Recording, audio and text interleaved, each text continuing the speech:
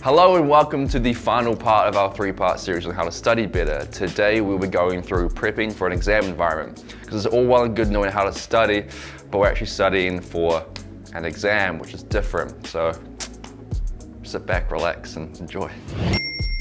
So the last thing we're going to talk about in my TED Talk today is how to prepare for an exam environment. So we can analogize this with athletes, and that makes a lot more sense. However, this is not something that we do as students that much.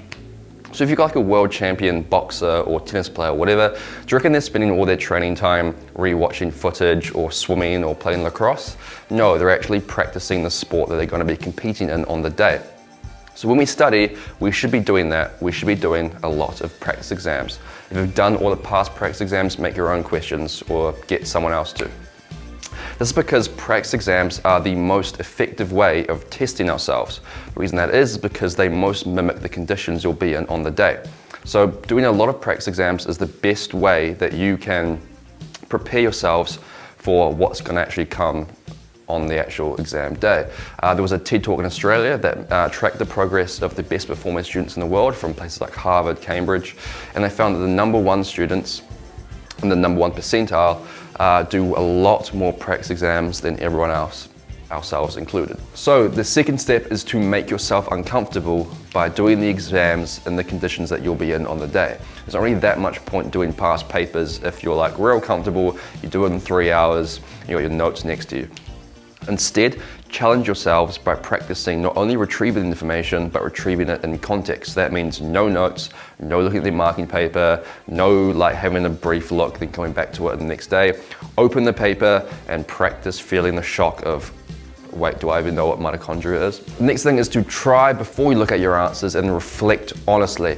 So we've all kind of done it, we go, oh yeah, that was good enough. We're like, oh yeah, I knew that, I didn't write it, but I knew that. Oh cool, I got merit.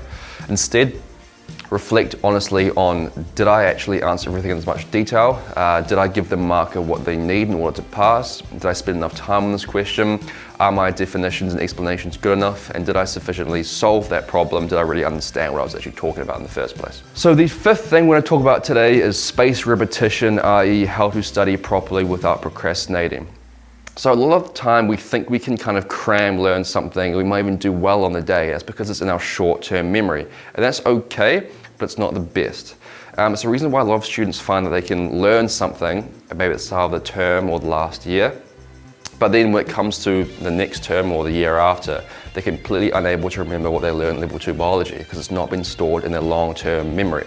But something like Twinkle Twinkle Little Star, you've had that down since you were 5. So spaced repetition is all about increasing the productive time we have available to us. And when we do that, the amount of work we have to do goes down. So let's break it down into manageable chunks and then do that over periods of time. With the space in between the testing sessions, increases or decreases depending on how well we're able to know the information. So it's difficulty based. So if you flip the card around and you go, oh, mitochondria, I know that off by heart, maybe you don't need to practice that again for another month. But if it's osmosis and you suck at that, maybe do that again another week or another day, depending on the amount of time you have available to you. It's all about testing yourself over time to store it in your long-term memory, depending on how well you're able to suss it. Well, that's it. That is the extent of my knowledge on how to prepare you for exams. Hope you learned something. If you have any more questions, hit us up on Facebook or Instagram, or check out any of our Wholesome Half Hour episodes or articles on our website. Peace.